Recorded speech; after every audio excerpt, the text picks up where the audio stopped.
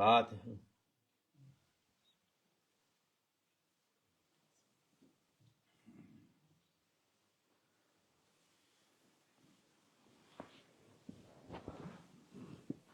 Selamun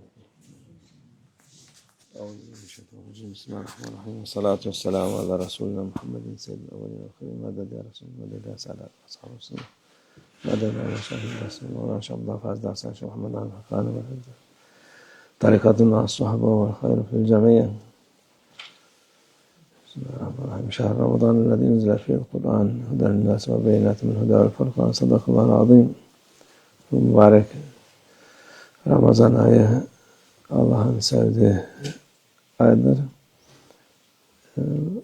Tabii onun fazileti, yapılan ibadet Allah indinde hesapsız verilir. Hesapsız verilir. Onun için ne kadar hayır yapmaya, ibadetinizi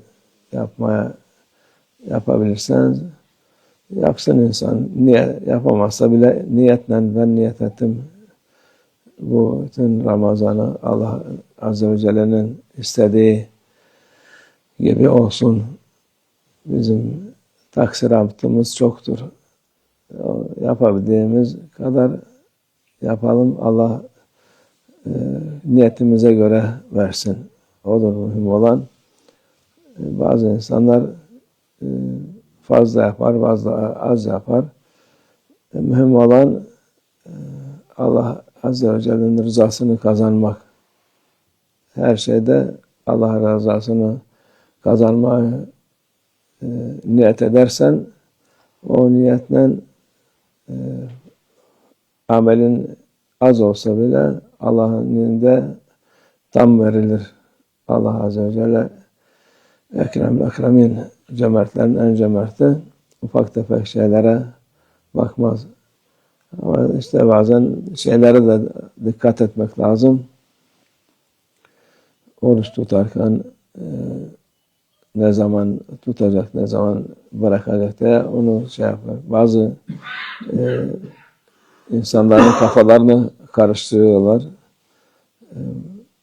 Hatta bizim duyduğumuz güneş çıkana kadar yenir derler, diyen şeyler var.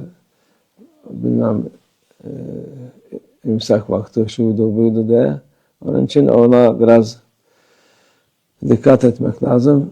İmsaktan sonra bir şey yenmez. Hani güneş çıkana kadar da diyorlar. Bazı bir de alim de çıkıp konuşur. Onlar alim değil, onlar cahildir. Sen koca Ramazan'ı 5 dakika, 10 dakika için bozmaya gerek yok. Allah Azze ve Celle'nin buyurduğu odur. Allah'ın gösterdiği şey uyulması lazım olan şeydir. Tabii işte bu mühim olan bu. Öteki yapılacak şeyler niyetle olur da bu şeye dikkat etmek lazım. Sahur vaktine imsak hani dedi, imsak dedi. Normalde ezana kadar, ezandan sonra şey yapmaz. Onun temkin için de olabilir. 5-10 dakika, 15 dakika önceden ezandan önce durmak daha iyi olur. Kendin şey olursun. Yok yapmadın. Madem tayin etmişler, muvakkit vardı eskiden. Muvakkit dedi, vakti ayarlayan, hesap eden, ne zaman sahur olur, ne zaman imsak olur, imsak dediği şeydir. Yani son yemek ondan sonra olmaz diye ezan vakitlerini, sabahı, öğleni, ikindi hepsini muvakkitler vardı. Şimdi yok ama şey var, artık takvimler var. Ona göre ayarlanmış. Eskiden o olmadığı için o olsa zaten muvakkit olsa gene de daha güzel olacak ama o yoktur diye ne yapalım? Şeye tabi oluruz inşallah. Ama dediğimiz gibi şey yapmak isteyen varsa temkin olarak 5 dakika, 10 dakika önceden şey yapsın, niyet etsin, oruç tutmaya, ondan sonrasını yemesin. Allah rızası için 5 dakika yemezse bir şey olmaz. Onun için buna dikkat etmek lazım. Kalanı da dediğimiz gibi vaktine riayet ettikten sonra hepsi makbul ibadetlerdir. Allah'ın rızasına nail olursun. Nasıl her şey, Allah her şeye vakit zaman vermiş. Ramazan'ın vakti var. Bayramın vakti var. Sabahın, öğlenin vakti var. Bazı şeyler var ki sabah olmadı, sabahın vakti oynanmaz. Öğlen gene aynı şekilde. Öğlen biraz önce kılsak. İkindi öyle değil. İkindin asr-ı evvel var, asr-ı tani var.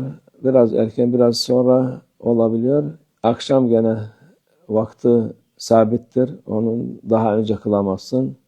Yatsının şey var, onun da vakti geniştir. Onun olabilir yani biraz erken biraz sonra değişebiliyor ama öteki vakitler riayet etmek lazım. Onları gözetmek lazım. Bu en mühim de bu iftarla sahurun son saatlerine dikkat etmek lazım. Allah kabul etsin. Allah ibadetimizi kabul etsin. Bu bilmeden şeye tabi olan insan varsa tevbe istiğfar etsin. Allah affetsin inşallah. Allah tevfik. El Fatiha.